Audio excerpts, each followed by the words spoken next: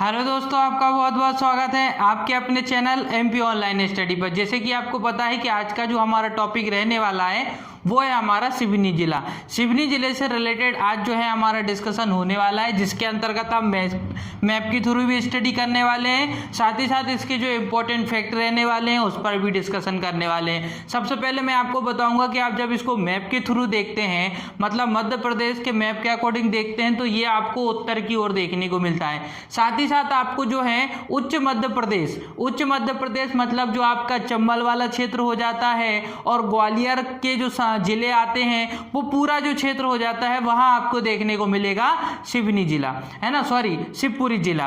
अब बात करते हैं कि शिवपुरी जिले में आपको क्या क्या देखने को मिलेगा। सबसे पहले तो आप इसमें एक इंपॉर्टेंट चीज याद रखिए कि ये दो राज्यों के साथ जुड़ा हुआ है। जैसे कि आप देख सकते हैं कि ये जो बाउंड्री है, पूरी शिवपुरी जिले की बाउंड्री जो है, 5 आपको जिले देखने को मिलेंगे और 2 आपको राज्य देखने को मिलेंगे, तो इसलिए इंपॉर्टेंट है।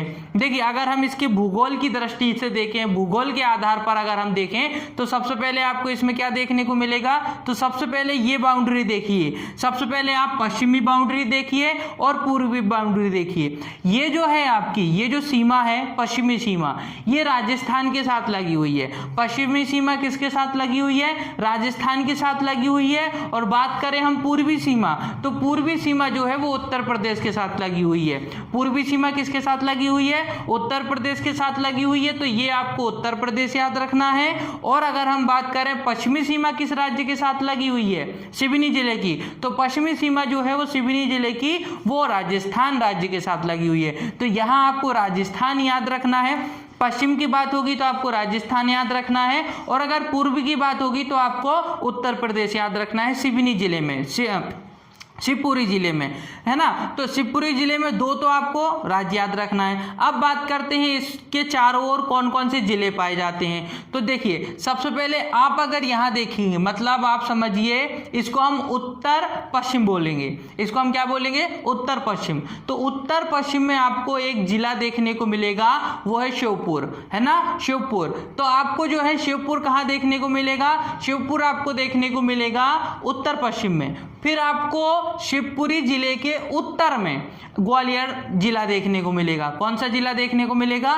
ग्वालियर जिला देखने को मिलेगा, जो इसके साथ बाउंड्री बनाता है, सीमा के साथ जुड़ा हुआ है। फिर उसके बाद आपको देखने को मिलेगा दतिया जिला। कौन सा जिला? दतिया जिला। तो इस तरीके से आपको 3 जिले तो ऊपर याद रखना है। सबसे पहले आपको यहाँ याद रखना है शिवपुर जिला, फिर रखना है ग्वालियर जिला, और ग्वालियर जिले के बाद आपको रखना है दतिया। तो ये 3 जिले आप उत्तर में याद रखिए। 2 में आपको राज्य बता चुका हूं, यहाँ आपको राजस्थान याद रखना है, यहाँ आपको जो है वो उत्तर प्रदेश याद रखना है, ठीक है। फिर बात करते हैं दक्षिण में। तो दक्षिण में आप 2 जिले याद रखिए, एक गुना याद रखना है, एक अशोकनगर याद रखना है। अशोकनगर जिला तो आपको पता होगा कि अशोकनगर जिले में ही आपको चंदेरी देखने को मिलेगा, ठीक है, साड़ियों के लिए प्रसिद्ध है, चंदेरी का किला देखने को मिलेगा। अशोकनगर जो है वो गुना जिले से पृथक होकर उसका जो है एक जिले के रूप में स्थापित हुआ था। गुना जिले को जब पृथक किया था तो उसके पश्चात ही अशोकनगर जिला बना था। 2003 की बात है, जिस समय खंडवा और बुरहानपुर, तो हम बात करें अगर बुरहानपुर का गठन हुआ था खंडवा से, तो है ना, तो ये चीज भी आपको इसके अंतर्गत याद रखनी है कि अगर हम बात करें शिवपुरी जिले की, तो शिवपुरी जिले के दक्षिण में आपको 2 जिले देखने को मिलेंगे, एक आपको गुना देखने को मिलेगा और दूसरा आपको देखने को मिलेगा अशोकनगर, ठीक है। तो इस तरीके से आपके 5 जिले हो जाते हैं और 2 राज्य हो जाते हैं। अगर हम बात करें उत्तर में, तो उत्तर में आपको एक जिला देखने को मिलता है शिवपुर, शिवपुर के बाद आपको देखने को मिलता है उत्तर में ही ग्वालियर, ग्वालियर के बाद आपको देखने को मिलता है दतिया। फिर बात करते हैं शिवपुरी जिले की दक्षिण में। तो दक्षिण में 2 जिले याद रखना है, एक आपको गुना याद रखना है, दूसरा आपको अशोकनगर याद रखना है। यहाँ गुना देखने को मिलेगा, यहाँ अशोकनगर देखने को मिलेगा। और बात करें पश्चिमी क्षेत्र की, तो पश्चिम में आपको क्या देखने को मिलेंगी? आपको राजस्थान की सीमा देखने को मिलेगी, मतलब राजस्थान राज्य देखने को मिलेगा। और बात करें पूर्व की, तो पूर्व में आपको उत्तर प्रदेश की सीमा, मतलब उत्तर प्रदेश देखने को मिलेगा, ठीक है। इस तरह सिवनी जिले के चारों ओर जो है 5 जिले और 2 राज्य पाए जाते हैं। अब बात करते हैं इसमें राष्ट्रीय राजमार्ग। तो राष्ट्रीय राजमार्ग के आधार पर आप इसके अंतर्गत कितने दो राष्ट्रीय राजमार्ग याद रखेंगे, एक नेशनल हाईवे 3। देखिए नेशनल हाईवे 3 इंपॉर्टेंट है शिवपुरी जिले में, इंपॉर्टेंट, मोस्ट इंपॉर्टेंट क्यों है? उसका कारण है कि यहाँ आप पढ़ेंगे एक माधव राष्ट्रीय उद्यान। जब आप माधव राष्ट्रीय उद्यान के बारे में मैं आपको बताऊंगा तो उस समय आपको पता चलेगा कि माधव राष्ट्रीय उद्यान के बीच से ही आपको नेशनल हाईवे 3 गुजरता हुआ देखने को मिलेगा। ठीक है, इसलिए आपके नेशनल हाईवे 3 शिवपुरी जिले में याद है, इंपॉर्टेंट है, तो इसको याद कर लेना। ठीक है, नेशनल हाईवे 3 की अगर हम बात करें तो शिवपुरी में देखने को मिलता है, और साथ ही साथ एक और नेशनल हाईवे देखने को मिलता है जिसका नाम है नेशनल हाईवे NH25, इसको हम NH25 भी बोल सकते हैं, नेशनल हाईवे 25 भी बोल सकते हैं, राष्ट्रीय राजमार्ग 25 भी बोल सकते हैं। तो इस तरीके से एक आपको ये याद रखना है और एक नेशनल हाईवे NH3 याद रखना है। NH3 इंपॉर्टेंट है क्योंकि ये जो है गुजरता है आपका माधव राष्ट्रीय उद्यान के जस्ट सेंटर से, ये गुजरता हुआ आपको दिखाई देगा। अब हम बात करते हैं कि ये कहाँ से होते हुए आता है, तो ग्वालियर की ओर जा रहा है। अगर हम ऊपर देखेंगे तो ये नेशनल हाईवे कहाँ जा रहा है, ये ग्वालियर की ओर जा रहा है, ये ऊपर ग्वालियर की ओर जा रहा है। और अगर हम नीचे बात करेंगे, मतलब हम दक्षिण में अगर हम बात करेंगे तो ये जा रहा है गुना जिले की ओर, तो यहाँ गुना जिले की ओर जा रहा है नीचे की ओर अगर हम देखेंगे तो। और ऊपर की ओर अगर हम बात करें तो ये कहाँ जा रहा है, ग्वालियर की ओर जा रहा है। फिर बात करते हैं ये नेशनल हाईवे 25 की। अगर हम बात करें नेशनल हाईवे 25 की तो ये कहां जा रहा है आपका, ये जाएगा उत्तर प्रदेश में झांसी की ओर, है ना, ये उत्तर प्रदेश में जा रहा है क्योंकि ये उत्तर प्रदेश की बाउंड्री है यहाँ पर। तो ये उत्तर प्रदेश में आपको कहां जाएगा, ये झांसी की ओर जाएगा। तो ये वाला आपको झांसी की ओर याद रखना है उत्तर प्रदेश में। ठीक है, तो ये आपको दो राष्ट्रीय राजमार्ग इसमें याद रखना है, नेशनल हाईवे 3 और नेशनल हाईवे 25। अब हम बात करते हैं इम्पोर्टेंट फैक्ट की। तो देखो इम्पोर्टेंट फैक्ट की जब भी हम बात करेंगे तो सबसे पहले आपके जो दिमाग में आना चाहिए वो आना चाहिए माधव राष्ट्रीय उद्यान। और ये जो माधव राष्ट्रीय उद्यान है ये करेरा क्षेत्र है एक, जिसको हम अभ्यारण्य भी घोषित किया गया था। अभ्यारण्य घोषित करने के पश्चात इसको माधव राष्ट्रीय उद्यान मतलब राष्ट्रीय उद्यान घोषित किया गया। अब इसमें पूरी प्रोसेस समझिए, ये थोड़ी सी लंबी प्रोसेस है क्योंकि जब मैंने इसी के अंतर्गत जब हमने वो पानपुनो कुनो अभ्यारण्य पर डिस्कस किया था उस समय भी मैंने आपको इस सारी चीज़ों के बारे में बताया था। देखिए जब हमने इसमें डिस्कस किया था पानपुन कुनो अभ्यारण्य, जब मैंने आपको पानपुन कुनो अभ्यारण्य के बारे में हमने डिस्कस किया था उस समय मैंने आपको बताया था कि ये जो आपका पानपुनो कुनो अभ्यारण्य है वो अभ्यारण्य कैसे बना या वो पानपुन कुनो राष्ट्रीय उद्यान कैसे बना। तो उसके अंतर्गत दो चीजें थी जब मैंने वो वीडियो में बताया था आपको, जिस वीडियो में हमने पानपुन कुनो अभ्यारण्य के बारे में डिस्कस किया था।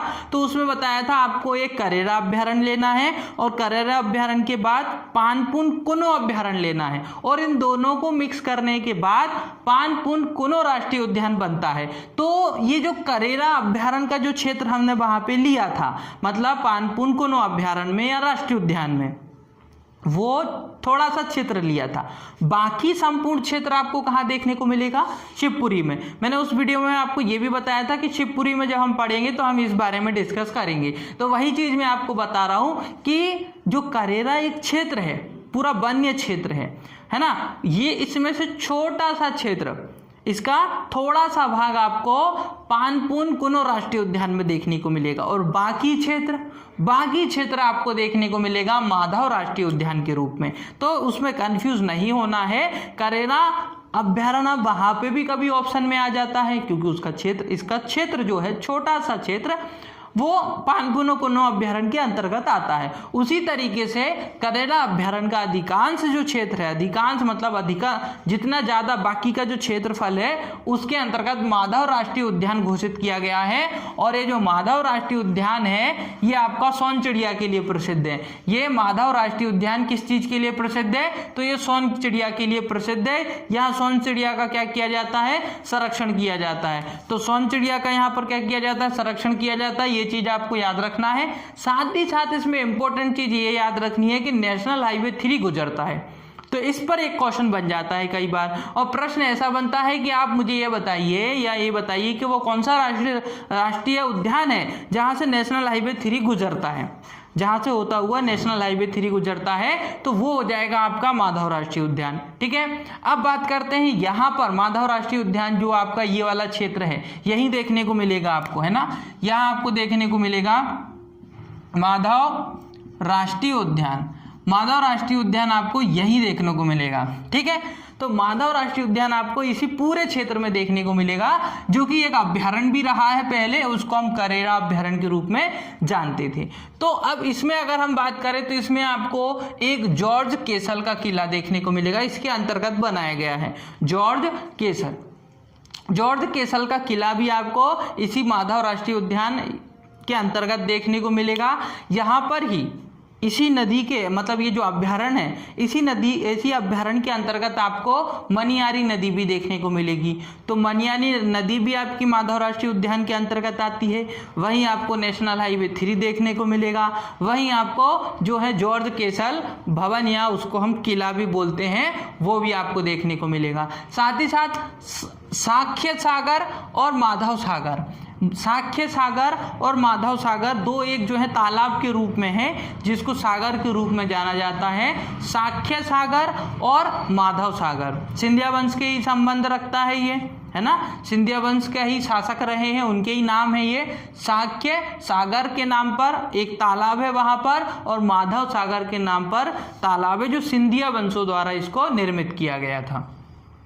अगर हम बात करें माधव राष्ट्रीय उद्यान की स्थापना की तो 1958 में इसकी स्थापना की गई थी। 1958 में इसकी स्थापना की गई थी माधव राष्ट्रीय उद्यान की। डायरेक्टली भी क्वेश्चन पूछ लिया जाता है माधव राष्ट्रीय उद्यान किस जिले में देखने को मिलता है, तो शिवपुरी में देखने को मिलता है। ठीक है, तो ये इंपॉर्टेंट चीज है जो आपको इसके अंतर्गत याद रखनी है। करेला, जिसको करेरा वो क्षेत्र है और वहां पर एक माधव राष्ट्रीय उद्यान देखने को मिलेगा। फिर बात करते हैं नरवर की। नरवर जो है राजनल का किला यहाँ पर, साथ ही साथ कछवाहा वंश की राजधानी या शासन ही उनका रहा है। तो इम्पोर्टेंट 2 पॉइंट है इसके अंतर्गत, है ना। अगर हम बात करें नरवर की तो इसके अंतर्गत 2 इम्पोर्टेंट क्षेत्र ना जो पॉइंट है वो याद रखना है, राजनल का किला और कछवाहा वंश का शासन। कछवाहा वंश का शासन और राजनल का किला, ये 2 चीज आपको कहाँ देखने को मिलेगी, तो वो आपको नरवर में देखने को मिलेगी। और नरवर कहाँ आता है, शिवपुरी जिले में आता है। ठीक है, इतनी चीज आपको इसमें याद रखनी है। अब हम बात करते हैं शिवपुरी नगर की, शिवपुरी जिले की। इसमें क्या क्या फैक्ट देखने को मिलेगा। भगवान शिव की नगरी इसको कहा जाता है। कत्थक बनाने का कारखाना है तो उस नाम से भी इसको फेमस बोला जाता है। खास तौर पे आपको शिव की नगरी याद रखना है।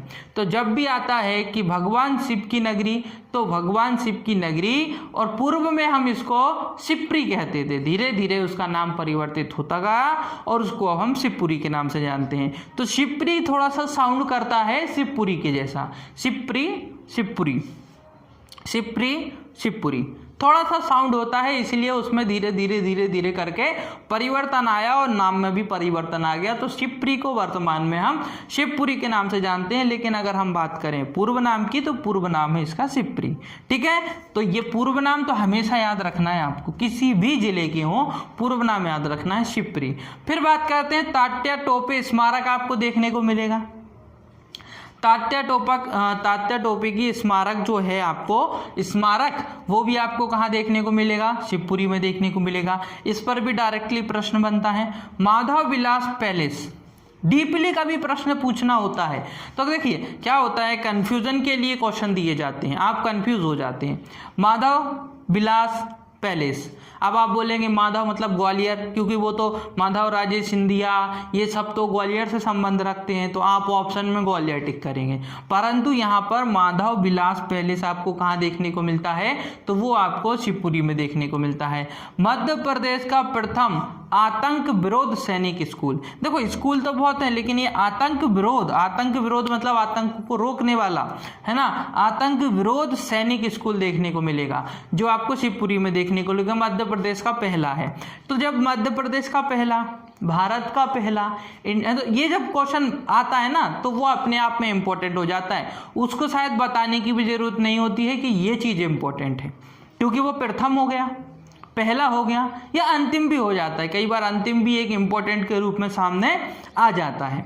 ठीक है, तो आपको बस इसमें इतना याद रखना है कि अगर हम बात करें आतंक विरोध सैनिक स्कूल तो वो आपको शिवपुरी याद रखना है। फिर आपको इसके अंतर्गत याद रखना है मध्य प्रदेश का पहला पर्यटन नगर या शहर किसको घोषित किया गया था, तो शिवपुरी को घोषित किया गया था। देखिए, पर्यटन की बात हो, स्वच्छता की बात हो तो बिल्कुल इसमें क्वेश्चन बनते हैं और इसको याद रखना है। तो बात हो रही है यहाँ मध्य प्रदेश का पहला पर्यटन शहर किसको घोषित किया गया था, तो वो शिवपुरी को घोषित किया गया था। तो मध्य प्रदेश का पहला पर्यटन शहर घोषित किया गया शिवपुरी को। जनघनत्व लिंगानुपात की बात करें तो आपको जनघनत्व देखने को मिलेगा 171, लिंगानुपात देखने को मिलेगा 877 लिंगानुपात देखने को मिलेगा, जनघनत्व 171 देखने को मिलेगा। लेकिन जो इम्पोर्टेंट है वो है पर्यटन शहर किसको घोषित किया गया है, शिवपुरी को। आतंक विरोध सैनिक स्कूल कहाँ पर है, शिवपुरी में है। तो ये इम्पोर्टेंट चीज है ना। माधव विलास पैलेस ये भी आपका शिवपुरी में है। मैं बार बार रिपीट करता हूँ ताकि वो थोड़ी चीज आपको एट द टाइम उसी समय याद हो। ठीक है, अब हम बात करते हैं कई और इम्पोर्टेंट फैक्ट हैं शिवपुरी के। सर्वाधिक शहरीय जनजाति आपको कहाँ देखने को मिलती है, शिवपुरी में देखने को मिलती है। अशोकनगर, गुना, शिवपुरी पढ़ाया था मैंने जनजाति, तब मैंने बताया था कि ये वाला जो पूरा क्षेत्र है, शिवपुरी है, गुना है, अशोकनगर, यहाँ शहरीय जनजाति देखने को मिलेगी। तो शहरीय जनजाति आपको सबसे ज़्यादा कहाँ देखने को मिलती है, तो वो शिवपुरी में देखने को मिलती है।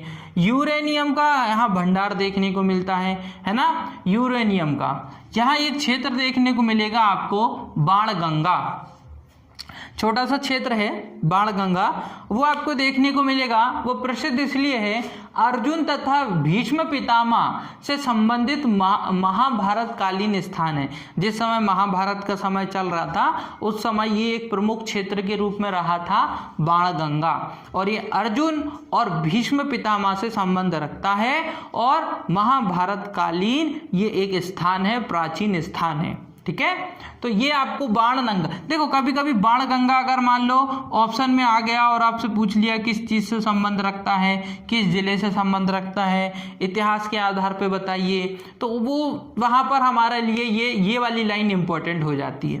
ठीक है, तो अर्जुन तथा भीष्म पितामह से संबंध महाभारत कालीन इतिहास है, एक तरीके का ये मतलब ऐतिहासिक स्थान है बाणगंगा। सांख्य राजे सिंधिया की समाधि देखने को मिलेगी। देखिए यहाँ पर सांख्य राजे सिंधिया की समाधि देखने को मिलेगी आपको। और ये लाइन तो मैं आपको ऑलरेडी बता चुका हूँ कि माधव राष्ट्रीय उद्यान के अंतर्गत मतलब उसके अंदर ही जो है एक विलास पैलेस तो आपका है, साथ ही साथ जॉर्ज केसल भवन मतलब किला, यहाँ हमने क्या पढ़ा है उसको, यहाँ हमने पढ़ा है किला, जॉर्ज केसल किला, और यहाँ मैंने क्या लिखा है भवन, तो वही तरीके का है। माधव राष्ट्रीय उद्यान के अंदर जॉर्ज केसल भवन या किला एक ही चीज है ना। पीर बंधुओं का मेला लगता है यहाँ पर, ये इंपॉर्टेंट है। पीर बंधुओं का मेला आपको कहाँ देखने को मिलता है, तो वो आपको देखने को मिलता है शिवपुरी में। देखिए मेले से रिलेटेड कभी एग्जाम में क्वेश्चन आ जाते हैं, है ना, पूछ लेता है एमपी के अंतर्गत मेले से रिलेटेड कई प्रकार के जो है प्रश्न पूछ लिए जाते हैं। तो उसी के अंतर्गत अगर हम बात करें तो पीर बंधुओं का प्रसिद्ध मेला आपको कहाँ देखने को मिलेगा, तो पीर बंधुओं का प्रसिद्ध मेला आपको देखने को मिलेगा शिवपुरी में। ठीक है, और एकमात्र ऐसा अभी आप उत्तर भारत में देख रहे हैं जिला जो कि राजस्थान और उत्तर प्रदेश की सीमा से लगा हुआ है। पश्चिम में राजस्थान देखने को मिलेगा, पूर्व में उत्तर प्रदेश देखने को मिलेगा। ठीक है, अब बात करते हैं, देखिए इसमें एक चीज बिल्कुल याद रखना है आपको, सांख्य राजे सिंधिया की समाधि, इस पर रिलेटेड क्वेश्चन बन जाता है। थोड़ा सा कैसा हो जाता है, डिफिकल्ट हो जाता है ये, हम थोड़ा सा ओवरली पढ़ते हैं या ग्वालियर से रिलेटेड पढ़ते हैं जब हम सिंधिया परिवार पढ़ते हैं, लेकिन आप जब इसमें पढ़ेंगे ना तो ये शिवपुरी में है। तात्या टोपे कई बार हम ग्वालियर समझ लेते हैं, परंतु तात्या टोपे स्मारक आपका कहाँ है, वो आपका शिवपुरी में है। माधव विलास पैलेस वो भी शिवपुरी में है। तो ये कंफ्यूजन करने वाले क्वेश्चन को 2-3 बार रिपीट करना है। प्रमुख आकर्षण केंद्र की बात करें, आपको यहाँ पे क्या क्या प्रमुख आकर्षण केंद्र देखने को मिलेगा, तो आपको बजरंगगढ़ का किला देखने को मिलेगा, छोटा सा किला है बजरंगगढ़ का किला, वो आपको देखने को मिलेगा। विश्वभुजी मंदिर देखने को मिलेगा, कौशिक महल देखने को मिलेगा, साड़ियों का शिल्प देखने को मिलेगा। साड़ियों का शिल्प मतलब अच्छी कला देखने को मिलेगी साड़ियों की। हालांकि ये चंदेरी जो आपको अशोकनगर के पास देखने को मिलेगा वो तो साड़ियों के लिए ही प्रसिद्ध है। उसका थोड़ा सा क्षेत्र आपको जो है शिवपुरी में भी देखने को मिलता है। उसका प्रभाव वैसे तो आप समझ सकते हैं कि जब कोई एक क्षेत्र में किसी भी चीज़ की नक्काशी होती है, कला होती है, विशेष प्रकार की कला, तो वो धीरे धीरे करके आसपास के क्षेत्र में भी क्या हो जाती है, विख्यात हो जाती है, विकसित हो जाती है ना, फैल जाती है। तो कहीं ना कहीं थोड़ा सा आपको शिवपुरी में भी देखने को मिलेगा। साड़ियों का शिल्प बहुत अच्छा यहाँ देखने को मिलेगा। कथक बनाने का कारखाना आपको यहाँ देखने को मिलेगा शिवपुरी में, है ना। और साथ ही साथ प्रमुख नदियों की बात करें तो पार्वती नदी, बेतवा नदी, सिंध नदी और कूनो नदी, आपको ये नदियाँ देखने को मिलेंगी। नदियों से रिलेटेड वीडियो में मैंने सारी चीज़ बताई है, उद्गम स्थल बताया है और कहाँ जाके ये मिल जाती है वो भी बताया है। गोपालपुरा एक क्षेत्र है, देखिए ये है गोपालपुरा या भीमपुरा, इसको गोपालपुरा या भीमपुरा कहते हैं। ये यहाँ पर क्या है, राज्य का दूसरा परमाणु केंद्र बनाने को प्रस्तावित किया गया है।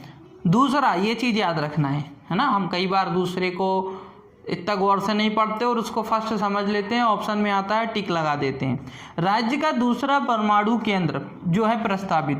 अब दूसरा पढ़ने से होता क्या है, हम कभी दूसरा पढ़ लेते हैं तो पहला पेपर में तो पहला ही पूछा जाएगा। पेपर में आपसे पूछा जाता है कि मध्य प्रदेश का पहला परमाणु केंद्र, ठीक है। ऑप्शन में अगर कभी आपने क्या देख लिया गोपालपुर, तो आप उसको कैंसिल तो कर सकते हैं ना कि ये तो दूसरा है।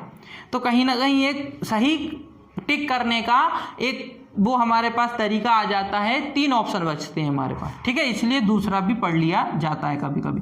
तो दूसरा परमाणु केंद्र आपको गोपालपुर देखने को मिलेगा, जो भी आपको शिवपुरी में देखने को मिलेगा। तो ये जो है हमारे इंपॉर्टेंट क्षेत्र है शिवपुरी जिले की बात की है जो हमने, इसके अंतर्गत आपको बहुत सारे इंपॉर्टेंट क्षेत्र देखने को मिले। माधव राष्ट्रीय उद्यान, इसकी स्थापना 1958 में की गई। माधव राष्ट्रीय उद्यान के अंतर्गत आपको सांख्य सागर देखने को मिलेगा, माधव सागर देखने को मिलेगा, मनियारी नदी देखने को मिलेगी। फिर उसके साथ साथ आपको नरवर देखने को मिलेगा जो कि राज्य नल का किला है, और कछवाहा वंश का आपको देखने को मिलेगा शासन यहाँ पर, ठीक है। फिर बहुत सारे माधव विलास पैलेस, हाँ शिवपुरी इसका पुराना नाम है, शिवपुरी का पुराना नाम शिवपुरी, बिल्कुल याद कर लीजिए इसको, ठीक है। और आतंक विरोधी सैनिक स्कूल देखने को मिलेगा। मध्य प्रदेश का पहला पर्यटन शहर घोषित किया गया है किसको, शिवपुरी को।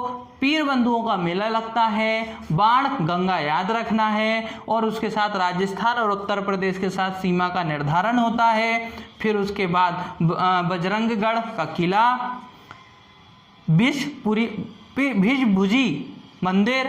विश्वभुजी मंदिर, कौशिक महल, साड़ियों का शिल्प, कथक बनाने का कारखाना, बहुत सारी चीज़ें हैं जो आपको इसके अंतर्गत याद रखनी है। एक एक चीज़ को बार बार आप बोलेंगे तो वो चीज़ अपने आप जो है साउंड के थ्रू वो शिवपुरी ज़िले में सेट हो जाती है।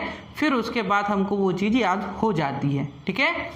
तो अगर हम बात करें आज की वीडियो की, तो आज की वीडियो हमारी यही समाप्त होती है। अगर आज की वीडियो आपको पसंद आई हो तो वीडियो को लाइक करें, हमारे चैनल को सब्सक्राइब करें। अगर आपने चैनल ऑलरेडी सब्सक्राइब किया है तो बेल आइकन दबाएं ताकि आने वाली सारी वीडियो का नोटिफिकेशन आपको प्राप्त हो सके। साथ ही साथ हमारी वीडियो को आपके फ्रेंड सर्कल तक शेयर करें। ओके दोस्तों, thank you, thanks for watching.